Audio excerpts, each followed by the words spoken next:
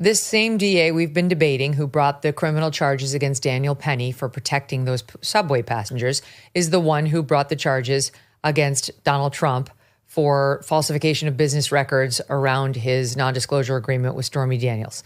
And one of the many problems that Alvin Bragg now faces is, A, his client was elected president again, and it's going to make sentencing Trump very complicated. When will he serve his time, if ever? Will there be actual time assigned, and so on? But secondly, the U.S. Supreme Court then ruled that presidents have immunity for their official acts, and that not only do they have immunity, but you can't even introduce into evidence in a case against them evidence of their official acts. They're just totally off limits as an evidentiary perspective. And yet that ruling came after this trial. And at the trial, they did have testimony about Trump while he was in the Oval Office doing various things, including with Hope Hicks, who was his advisor. And the prosecution argued that it had been critical evidence in closing. So Trump recently filed a request to Judge Merchan to throw out the criminal verdict, saying this is not consistent with the Supreme Court's ruling. You allowed evidence in against me, which has now been deemed inadmissible by the highest court in the land.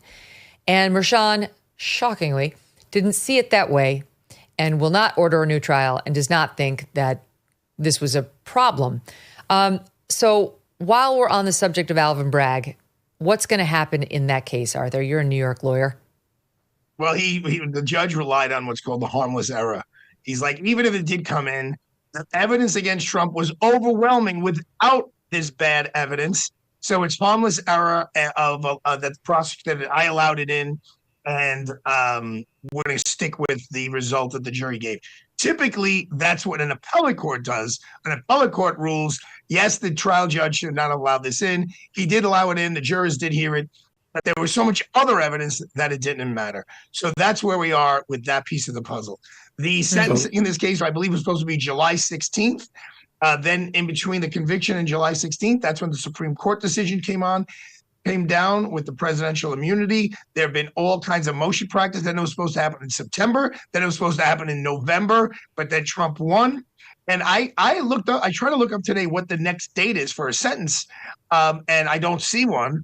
But it may have just been announced because this decision came down yesterday. A lot of people thought maybe the judge was going to dismiss the case, but that was not the case. And a 41-page opinion, so those of you know, in state criminal court is a very big opinion.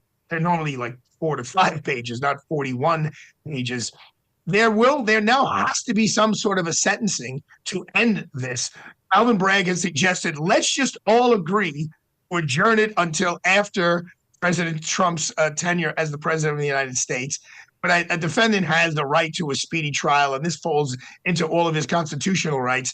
So I don't see that happening. I think Merchan's hands are going to be tied, and he's going to have to sentence him to time served, which was the one day he had to surrender to be processed, or a unconditional discharge, which means, okay, you're going to go through life as president of the United States with 34 convictions hanging around your neck for the rest of your life and throughout the history, unless an appellate court reverses it, and go on and be president of the United States. What is he going to do? He can't sentence him to probation. What, are you going to check in with a probation officer every week as a president? He can't sentence him to jail because the sitting president can't go to jail. And I don't see any scenario where, okay, we're going to put this over 4 years and change, and then you'll go to jail after your presidency. So I think a lot of nothing's going to happen. I would suspect Merchan will give him a tongue lashing, saying you've been convicted, you're a convicted felon. I think what you did was horrible, and you set a horrible precedent, but this is a unique case, and I would have sent you to jail, but now I think I cannot send you to jail in the interest of justice. You should send him in for community service. He's about to do 4 years of that. Go ahead, Mark. Right.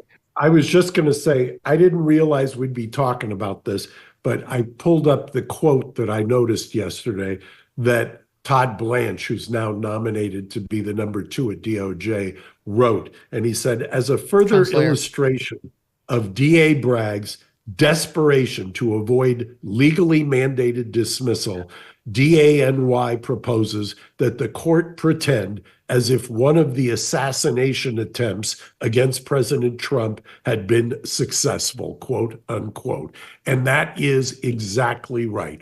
There is no reason in the world for him to be sentenced. By the way, Arthur, you can correct me, but if this had been in most courts, the fact that he hasn't been sentenced means that he is not a convicted felon. I don't know if there's some nuance in New York, but federally and in the state courts that I've practiced in, without sentencing, you're not convicted per se. And the fact that they had to dance on the head of a pin to try to say that the evidence that was brought in, where they're talking about things that happened when he was in office. I mean, Megyn, you covered this in real time. They had all kinds of days and days and hours of evidence about what happened post-election at the White House.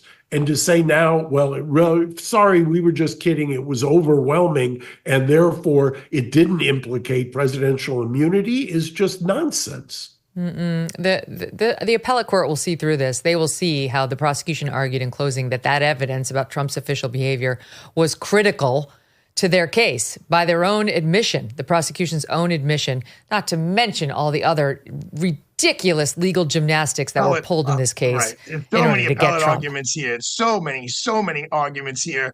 It's a case of first impression. It's a federal case brought in state court. The jurors didn't have to be insistent on what underlying crimes Trump they allegedly committed. There is so much appellate practice here. It's actually exciting.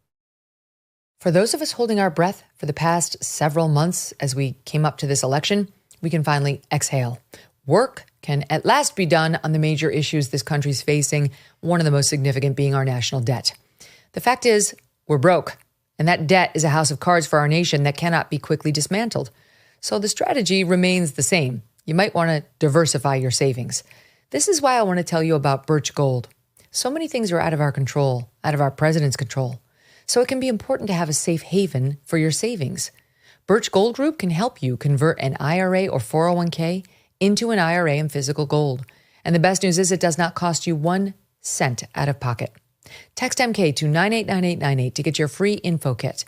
Plus, right now, you will receive a free 1-ounce silver eagle coin for every $5,000 purchased. Protect your savings with Birch Gold. Text MK to 989898 and claim your eligibility for free silver today. Thanks so much for watching. If you like what you just saw, hit the subscribe button for more clips and full episodes.